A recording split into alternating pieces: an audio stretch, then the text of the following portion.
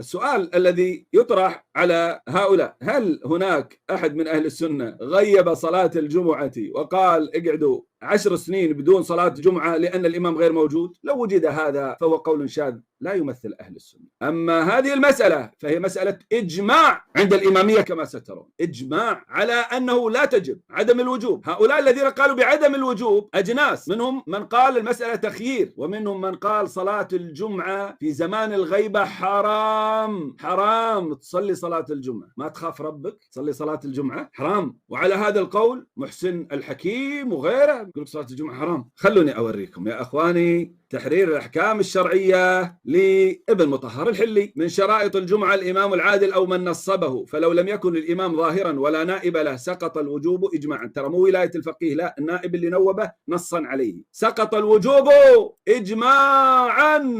الوجوب إيش؟ ساقط بالإجماع.